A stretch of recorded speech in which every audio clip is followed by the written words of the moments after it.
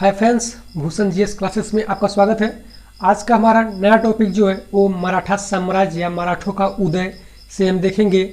मराठों का नाम जहाँ पर आता है तो सबसे पहले हम छत्रपति शिवाजी महाराज के नाम से जानते हैं। जो मराठों का उदय जहाँ से होता है वो छत्रपति शिवाजी महाराज जो थे उन्हीं से जो उठते हैं मराठों का उदय होता है। तो हम देखेंगे आज छत्रपति शिवाजी के बारे में, और ये हमारा छत्रपति शिवाजी के बारे में पहला वीडियो है।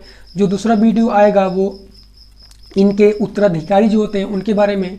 आज हम सिर्फ शिवाजी के बारे में देखेंगे।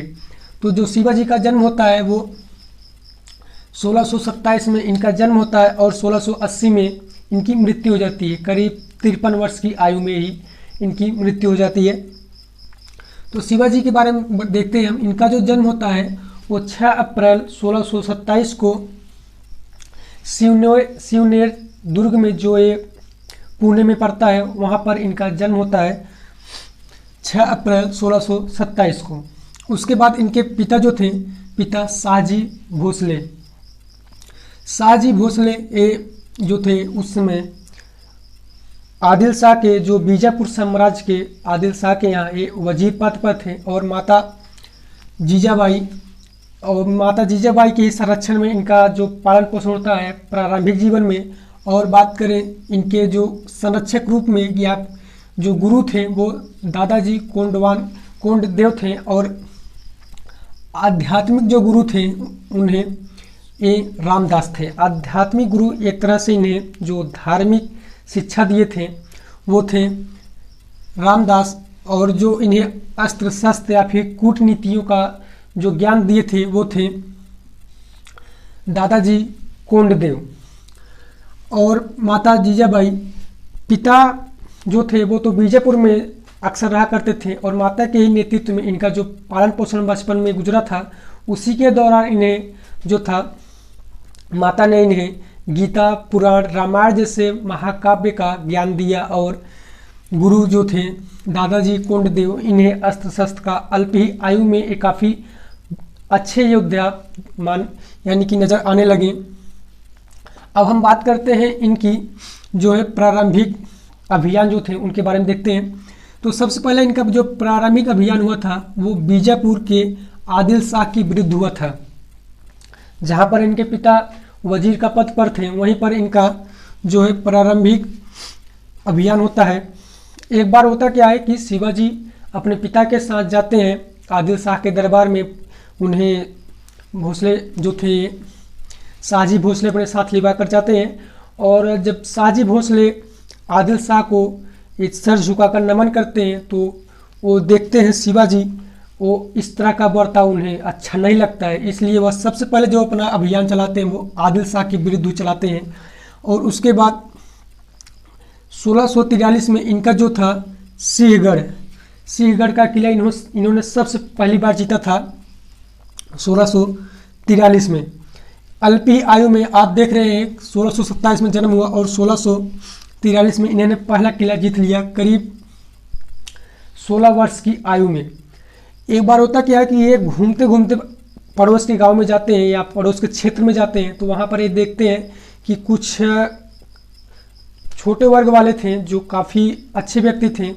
शरीर तो हिष्टपुष्ट था लेकिन जो था गरीब थे। वो उनसे बात करते हैं कि हम मुगलों की गुलामी क्यों करें, हम एक अपना साम्राज्य या हम एक स्वतंत्र हो सकते हैं। और वहीं से इन्होंने एक टीम बनाई और एक छोटा सा सेना बनाकर इन्होंने सबसे पहली बार जो जीता था वह सिंहगढ़ का किला था। एग्ज़ाम में कई बार पूछा भी जाता है कि शिवाजी ने सबसे पहली बार किस किले को जीता, तो किला था सिंहगढ़ का किला 1643 में। उसके बाद आगे देखते हैं हम 1644 में इन्होंने बीजापुर के तोरण नामक पहाड़ी इलाका जो था वो पहाड़ी पर जो था ये तोरण नामक जो किला था उसे बीजापुर के क्षेत्र में आता था, उसे जीत लेते हैं। उसे जीतने के बाद इनके जो पिता थे, पिता शाहजी भोसले को वो आदिल शाह जो है वहाँ का जो सुल्तान था उसने उन्हें गिरफ्तार करवा लेता है और कारागार में डाल देता है। तो उसके बाद जो थे शिवाजी वो जाते हैं औरंगजेब से कुछ बातचीत करते हैं और उन्हें छुड़वा लेते हैं। उसके बाद आप देख रहे हैं फिर बाद में जो 1654 में इन्होंने पुरंदर का किला, पुरंदर का किला जो काफ़ी मशहूर किला था, जो बीजापुर के अंडर में आता था, जो आदिल शाह के नेतृत्व में आता था, उसे वो जीत लेते हैं। थोड़ा हम मैप पे आपको दिखा देते हैं। मान लीजिए ये हमारा भारत हो गया। भारत के केंद्र में जो दिल्ली पर मुगलों का राज्य था, और इस साइड हमारा आता है मराठों का क्षेत्र था, और इस साइड बात करें तो बीजापुर, जो बीजापुर क्षेत्र था ये था आदिल शाह के नेतृत्व में, और उसमें उभर कर आता है शिवाजी के नेतृत्व में जो मराठा साम्राज्य का भी उदय हो रहा है। जब यह पहाड़ी इलाका या तोरण का किला जीतते हैं तो उसमें इनके पिता को जो गिरफ्तार कर लिया जाता है और औरंगजेब द्वारा छुड़वा लेते हैं। 1654 में पुरंदर का किला जीतते हैं, और यह पुरंदर का किला जीतने के बाद जो था आदिल शाह वो समझ जाता है यह कोई छोटा मोटा खिलाड़ी नहीं है, यह छोटा मोटा जो योद्धा नहीं है, इससे इस तरह से हम नहीं निपट सकते। इसलिए वह बुलाते हैं किसको, अफजल खां को। अफजल खां या अफजल खान भी कहीं लिखा रहता है, तो उनके बुलाते हैं। काफ़ी अच्छा सेना था, या बॉडी में काफ़ी बोला जाए तो लंबाई में काफ़ी शिवाजी से तो दुगना था एक हिसाब से देखा जाए। तो वह जाता है, इनसे बुलाया जाता है इसको, जो बुलाते हैं बीजापुर के सुल्तान आदिल शाह। इनको बुलाते हैं और बोलते हैं शिवाजी को जिंदा या मुर्दा पकड़ कर लाओ। तो ये करते क्या है, ये दिमाग लगाता है कि शिवाजी एक अच्छे व्यक्ति हैं, जो एक अच्छे दिमाग की व्यक्ति है, वो हमारी बात मानेंगे ज़रूर। वह सोचता है कि युद्ध ना करके उनको संधि करके उन्हें फंसाते हैं और वहीं पर उनकी खात्मा कर देंगे। ये करता क्या है कि उन्हें एक पत्र भेजता है कि शिवाजी मैं आपसे मिलना चाहता हूँ और आपसे एक संधि करना चाहता हूँ। तो शिवाजी इस पर मान गए, ठीक है मैं भी मिल जाऊँगा, आ जाऊँगा, आपसे मिलूँगा। उसके बाद शिवाजी भी काफ़ी चालाक व्यक्ति थे। वो करते क्या है, जंगल में पहले अपना जहाँ पर वह नियम जो वहाँ पर उन्हें बुलाया जाता है, जिस किले पर जहाँ पर मिलना होता है, वहाँ पर उन्होंने सबसे पहले अपनी सेना भेज देते हैं और उस जंगल के आड़ी आड़ी बैठवा देते हैं। उसके बाद जो आता है अफजल खां भी जो है अपना सेना लगवाता है, लेकिन उसके पहले ही शिवाजी की सेना वहाँ पर तैनात हो चुके थे। अफजल खान ने बोला था कि न तो आपके पास अस्त्र शस्त्र होगा, सेना होगी, ना तो मेरे पास। तो शिवाजी इस पर मान गए थे, लेकिन शिवाजी काफ़ी चालाक व्यक्ति थे। उन्होंने क्या किया कि अपने अंडर जो था एक तरह का लोहे का जो है पूरा बनवा लिया कोट टाइप। तो उस वक्त जो आदिल शाह अफजल खां आता है उनको गले लगाता है। गले लगाने के बाद उन्हें अपने अंडर दबोचता है। दबोचने के बाद वह एक चाकू से उन पर वार करता है, लेकिन वह उस कोट की वजह से उन्हें चोट नहीं लगती है, और वह अपने एक छोटा सा वो भी चाकू उनके पास था, उसको निकाल कर उसके सीने में डाल देते हैं और उसकी मृत्यु हो जाती है। उसके बाद वहाँ से निकलने के बाद उनकी सेना में भगदड़ मच जाती है, और उनकी सेना को पराजित करके वो जो थे प्रतापगढ़ का किला, एग्जाम में पूछा जाता है कि अफजल खां को मारने के बाद किस किले पर शिवाजी ने अपना झंडा फहराया, तो वो था प्रतापगढ़ का किला। उसके बाद वह जो था 1665 में यह संघर्ष हुआ था अफजल खां और शिवाजी के बीच में। उसके बाद जब यह खबर पहुंचती है औरंगजेब के पास, औरंगजेब से और शिवाजी से सन 1657 में एक युद्ध होता है। उस युद्ध से ही औरंगजेब को लगने लगता है कि शिवाजी कोई मामूली व्यक्ति नहीं है। यह बुलाता है किसको, अपने मामा शाइस्ता खां को। शाइस्ता खां जो बंगाल में उसमें अपना शासन चला रहे थे, वहाँ के वजीर थे, उनको बुलाता है और शिवाजी के बारे में सब कुछ बताता है और बोलता है कि आप जाकर उसे किसी भी हालत में लेकर आइए। तो वो आता है सन 1663 में। 1663 में आने के बाद यह शिवाजी पर आक्रमण करता है, और शिवाजी जब उस पर आक्रमण करते हैं तो वह किले के ऊपर से भागने लगता है, और वह जब भागते भागते काफ़ी एक किला को जब वह डागने लगता है तो तलवार से शिवाजी उस पर प्रहार करते हैं, और इसकी जो 3 उंगलियाँ थी 3 उंगलियाँ कट जाती हैं, और वह भागकर सीधा औरंगजेब के पास पहुंचता है। तो आगे देखते हैं हम सन 63 में यह इनका युद्ध हुआ था। शाइस्ता खां और शिवाजी के बीच में। उसके बाद सन 1664 में जो था वो सूरत को लूटा। सूरत उस समय जो था एक व्यापारिक क्षेत्र था, काफ़ी घना इलाका था। वहाँ पर जो था सूरत पर पुर्तगालियों का भी काफ़ी आगमन हो चुका था। उसके बाद औरंगजेब का वहाँ से काफ़ी अच्छा व्यापार चल रहा था, जो वहाँ पर वह लूटते हैं। सबसे पहली बार औरंगजेब का जो व्यापक हो रहा था वहाँ से सन 1664 में, उसको वो लूट लेते हैं। उसके बाद वह उनसे ज़्यादा गुस्सा होकर बुलाता है किसको? जय सिंह। राजा जय सिंह जो आप देखे होंगे भारमल के ही परिवार से थे, जय सिंह, उनको बुलाता है और उनको भेजता है युद्ध करने के लिए। जो 22 जून 1665 को युद्ध होता है और वहीं पर इनकी संधि भी होती है। औरंगजेब समझ जाता है कि अभी यहाँ पर हमने अफजल खां और शाइस्ता खां और काफ़ी ऐसे ही मुसलमान कई थे जिनको शिवाजी ने पराजित कर दिया। वो समझ चुका था कि अब यहाँ पर जो है एक दिमाग का खेल है, अब हम उससे ताकत से नहीं जीत सकते।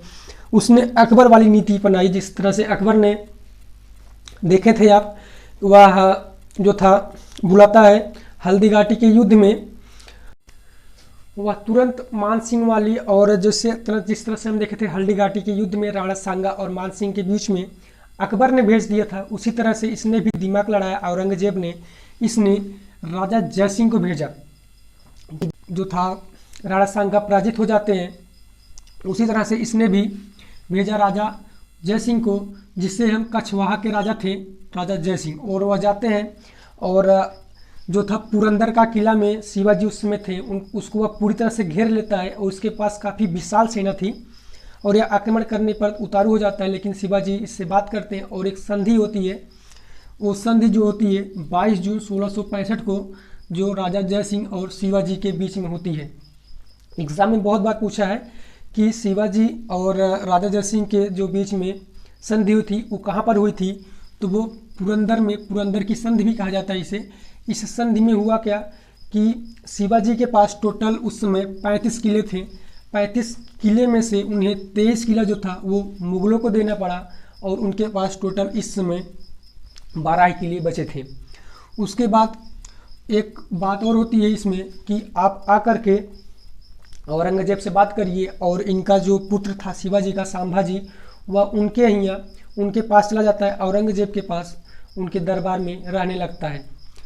और शिवाजी मान जाते हैं कि ठीक है, मैं आऊँगा और औरंगजेब से बात करूँगा।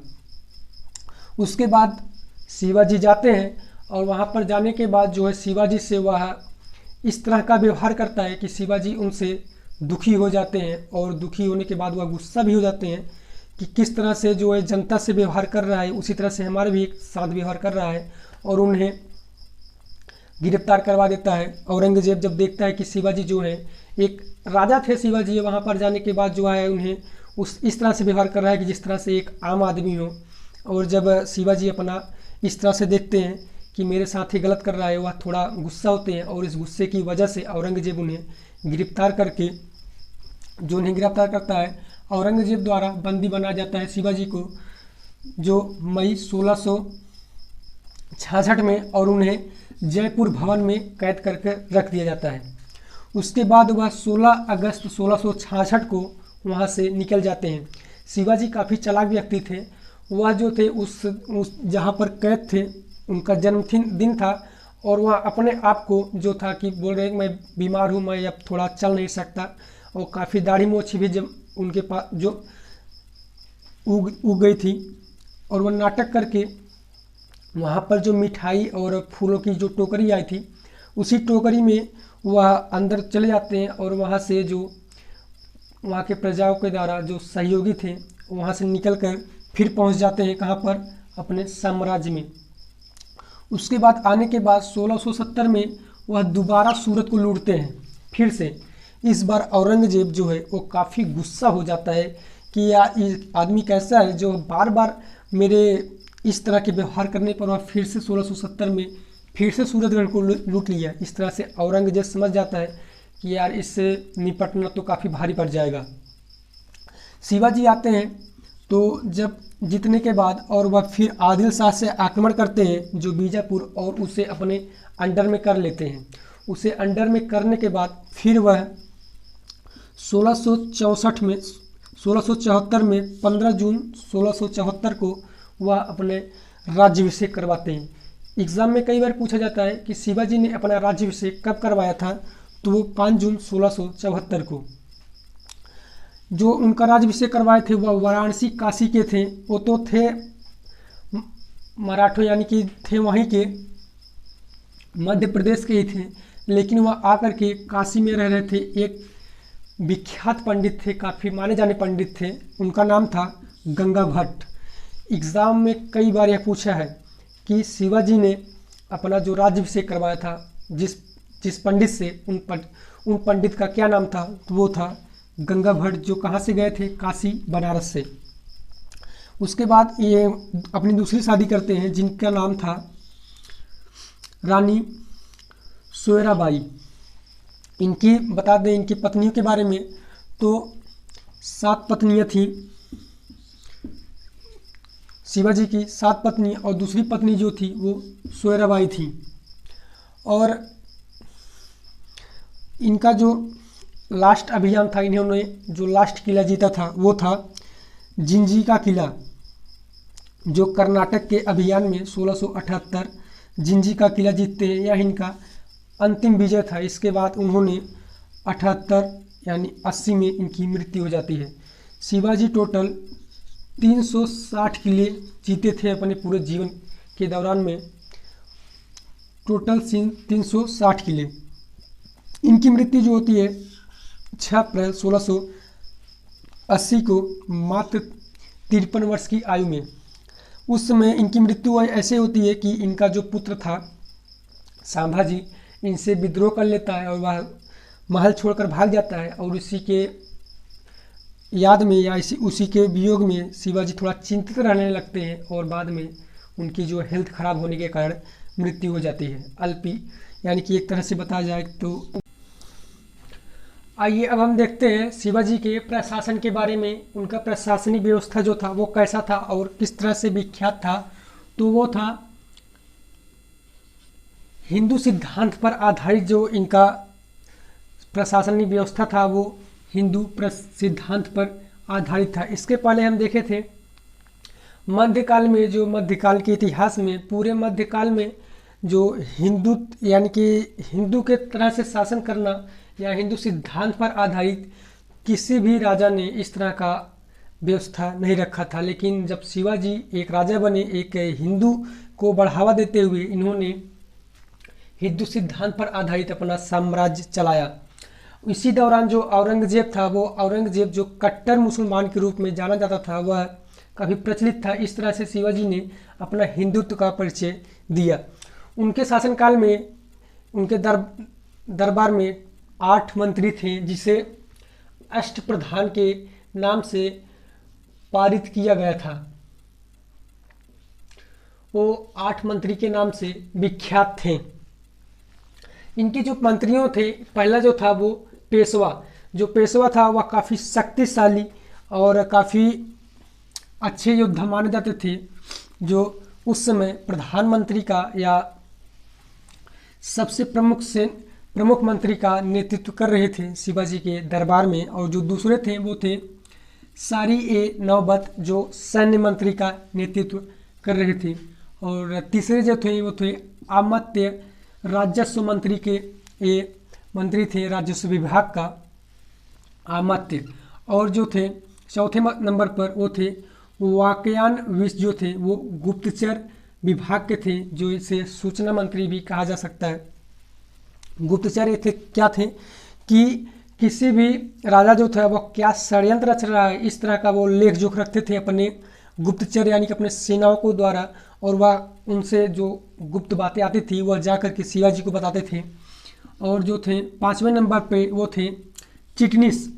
चिटनिस से आप इनके नाम से भी समझ जाएंगे कि ये भाषा शैली जो था, एक तरह से ट्रांसलेशन करना, जैसे किसी भी दूसरे राजा के द्वारा जो पत्र आता था उससे वह ट्रांसलेशन करके जो राजा को बताते थे अपने भाषा में, उनका नाम था चिटनिस।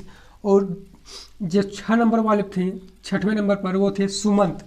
सुमंत जो थे ये विदेश मंत्री थे, विदेशियों से लेखा जोखा और उनसे बातें करना, इस तरह का जो था वो सुमंत देख रहे थे। और जो थे धार्मिक कार्यों पर वो पंडित राव। जिस तरह से जैसे मान लीजिए शिवाजी कोई धार्मिक कार्य कर रहा है और उपहार दिला रहा है, कुछ भी धार्मिक कार्य जो होता था उनके दरबार में, उसका नेतृत्व कर रहे थे पंडित राव। और जो थे न्यायाधीश, जिसे न्याय विभाग का प्रधान भी कहा जाता है। इनके दरबार में एक न्यायाधीश थे जो न्याय के रूप में जाने जाते थे। हालांकि शिवाजी तो न्याय करते थे क्योंकि राजा वही थे, लेकिन अगर जनता इनसे अगर सहमत नहीं है तब उस समय शिवाजी अपना न्याय किया करते थे। उसके बाद देखते हैं हम इनके शासनकाल में एक जिस तरह से कर के रूप में, जिसे चौथ के रूप में और सरदेश मुखी के नाम से विख्यात था इनके करों का नाम। एक तो है सरदेश मुखी। सरदेश मुखी जो था वो 1/10 भाग लिया जाता था कर प्रजा से। ये क्या था कि अगर जो प्रांत शिवाजी के अंडर में आता था, जो राजा के प्रांत में आता था, उनसे वह 1/10 लिया करते थे। और जो चौथ व्यवस्था उसमें 1/4 भाग लिया करता था। ये व्यवस्था क्या थी कि जो प्रांत इनके अंडर में नहीं रहता था, मान लीजिए कोई पड़ोसी प्रांत है जो इनके अंडर में नहीं है, उनसे भी यह लिया करते थे, क्योंकि अगर आप हमें नहीं देंगे तो हम आप पर अटैक करेंगे और आपको पराजित करेंगे। इस तरह से वहाँ की जनता भय से इनको दिया करती थी। यानी कि और ये भी कहा करते थे अगर आप हमें देंगे तो कोई भी राजा अगर आप पर आक्रमण करता है तो सबसे पहले उसका नेतृत्व हम करेंगे। और इस पर उन्हें 1/4 मिलता था और यहाँ से 1/10। इनके शासनकाल में बताया जाता है कि जो कर की परसेंटेज था वो था 33% से लेकर 40% तक इनके दौरान कर लिया गया था। उसके बाद इनके थोड़ा और हम बेसिक समझते हैं। इनकी जो पत्नी थी, इनकी जब मृत्यु होती है 3 अप्रैल 1680 में, तब इनकी एक पत्नी थी, उनका नाम पुतलीबाई। पुतलीबाई जो थी इनके साथ वो अग्नि पर बैठती हैं और इनके साथ वो भी खत्म हो जाती हैं, जिसे सती प्रथा के अंडर आता है। पिछले इतिहास में यानी कि पीछे इतिहास में हम देखेंगे तो हिंदू में जो था काफ़ी प्रचलित था, एक सती प्रथा और एक था जौहर। जौहर क्या था कि जौहर मान लीजिए अगर कोई राजा या फिर राजा गया है लड़ने, वहाँ के जो सेना गई है लड़ने, तो अगर वो पराजित हो जाते हैं या फिर मृत्यु उनकी हो जाती है तो वहाँ की जो औरतें थीं उनकी वो जौहर कर लिया करती थी। ये जौहर क्या है कि अगर वो राजा जो जीत जाता था वो आकर इनके महल में आकर के जो औरतें हैं उनके साथ वह गलत व्यवहार करेगा। इस तरह से वहाँ की जो औरतें हैं वो जौहर कर लिया करती थी।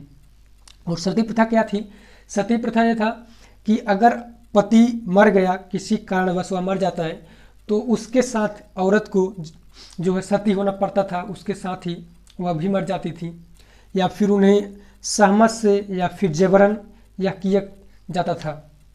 सती प्रथा का अंत होता है ब्रिटिश के सरकार में। तो ये था शिवाजी के बारे में हमने पूरा जो एग्ज़ाम रिलेटेड पढ़ा है। थोड़ा हम इसको इक्वल कर लेते हैं।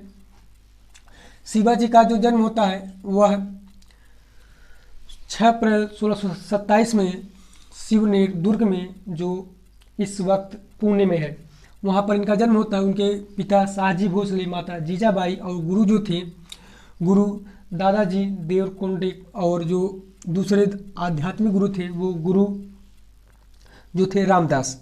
इनका जो प्रारंभिक स्टार्ट होता है युद्ध वो आदिल शाह से, और औरंगजेब तक जाते जाते वह युद्ध समाप्त होता है। शिवाजी के बारे में और बता दें कि इन्हें जो है घोरीला पद्धति और छापामार पद्धति से काफ़ी व्याख्या थे अपने समय में। घोरीला पद्धति क्या थी तो हम बताते हैं।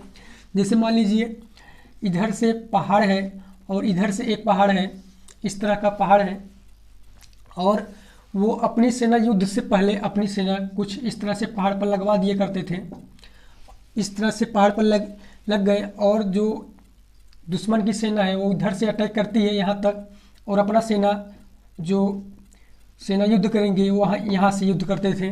जब ये सेना यहाँ से यहाँ तक अटैक करेगी तो यहीं से यहाँ से ये लोग अटैक करेंगे और ये लोग तुरंत यहाँ से अटैक कर दिया करते थे। इस तरह से विशाल से विशाल भी सेना इनके सामने पराजित हो जाती थी। और बात करें छापामार पद्धति, छापामार पद्धति क्या थी कि शिवाजी अपने कुछ ही सेना के साथ जो थे जंगल में छुपे हुए करते थे, और कोई राजा जा रहा है या फिर कोई जो है इनका विपक्षी राजा जो है इनका दुश्मन है, वह जा रहा होता है तो वह अचानक उस पर अटैक किया करते थे और वह घायल हो जाता है या फिर मृत्यु भी हो जाती थी उसकी। इस तरह से वह छापामार पद्धति भी अपनाया करते थे। तो ये था शिवाजी का जो एग्ज़ाम में पूछे जाएंगे। इस तरह से हमने पूरे चैप्टर वाइज पढ़ा है। अब हमारा जो दूसरा वीडियो आएगा वो शिवाजी का जो उत्तराधिकारी और जो ये पेशवा है, वो पेशवा किस तरह से आगे चल के एक शक्तिशाली शासक के रूप में सामने आते हैं, जिसे बालाजी पेशवा, बाजीराव, इस तरह के जो राजा आते हैं उनके बारे में हम अगले वीडियो में देखेंगे। तो आपको ये शिवाजी के बारे में जो हम पढ़ाए हैं वीडियो कैसा लगा यह कमेंट बॉक्स में ज़रूर बताएं। और एक प्रश्न है आप सबके लिए कि जब शिवाजी ने आदिल शाह से पहली बार आक्रमण किया था सन 1643 में और 1644 में, उस समय मुगल वंश का शासक कौन था, यह हमें कमेंट बॉक्स में ज़रूर बताएं। तो मिलते हैं अगले वीडियो में, तब तक के लिए धन्यवाद।